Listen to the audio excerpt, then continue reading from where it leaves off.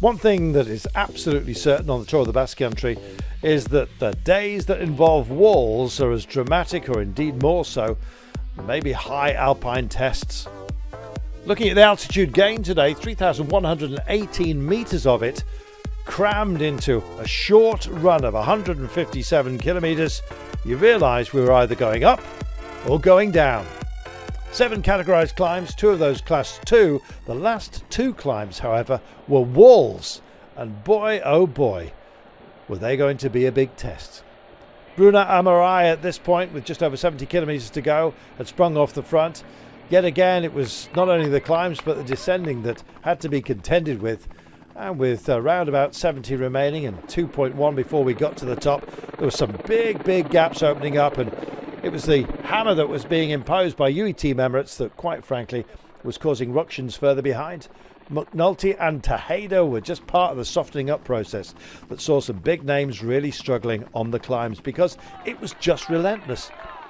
Almost sprint racing right from the very off. In fact, we never really nudged below 40 kilometres per hour for the whole day, despite ramps and tests of around 20% frequently. Well, breathless stuff it certainly was. It was breathless even watching it. Movistar trying to join the fun to keep Enric Mas where he needed to be, but always UE Team Emirates were the ones that were probing and testing. When would it end? That was the question.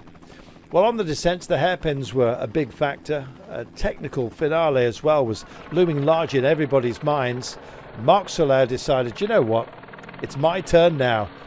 Off he went, and this was almost a carrot dangled in front of a peloton that was now reduced to around 35 riders from 165 that started the day. Soler was joined, the band of brothers up front. Rudy Mollard was there, and Clément Berthet from Decathlon AG Tour Le Mondial. A brave trio then, and with a handsome margin of getting up to around about a minute on the yellow jersey group. That group kept ebbing and flowing, and in fact Schachmann at one time found himself in a secondary group chasing down but reassembled off the climbs. It was a question of building in occasionally just a little bit of slip room, if indeed you had that option. Clément Berthet was the last man standing from the breakaway as Soler went backwards, just as indeed Rudy Mollard had done before. The fans were out in force and the battle of attrition continued. This, the penultimate climb, categorised on the day with ramps of 20%. I know, 15.1% over much of that climb, and indeed that was matched by the descent afterwards. Max Schachmann then decided to build himself a little bit of a cushion perhaps going into the next climb, but there was an intermediate sprint to be had, and he was very mindful of the fact that bonus seconds were up for grabs to be picked up.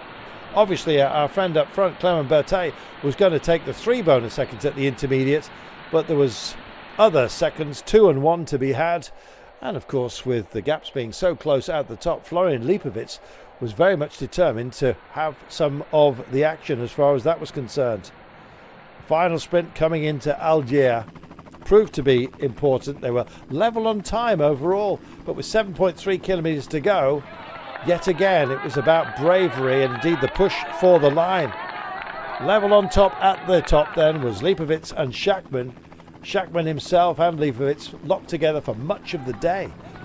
This was our final test. This dreadful 15, 18, 20%. Schachmann tongue hanging out. Lipovic going for it up and over the top. It was absolutely remarkable. Well, the young German was wound in. He was kept within range.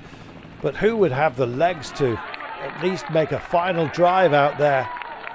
Well, the positions were chopping and changing. Schachmann himself just went for the crest here. It wasn't mountains points he was looking for, along with Romain Gregoire, who was still looking extremely strong as well for Groupama Francis-Jacques. And then yet again the last kickers, and Almeida himself decided that it was now or never. If he was going to have anything from the day, the KOM points were now behind them in a long descent, and Almeida sprung off.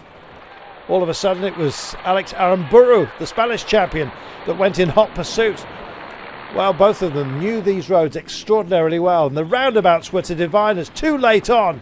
Almeida went it too far in, too hot, And there was Aaron Burrow. He just exited beautifully. A secondary roundabout was to come though, and this was to prove crucial.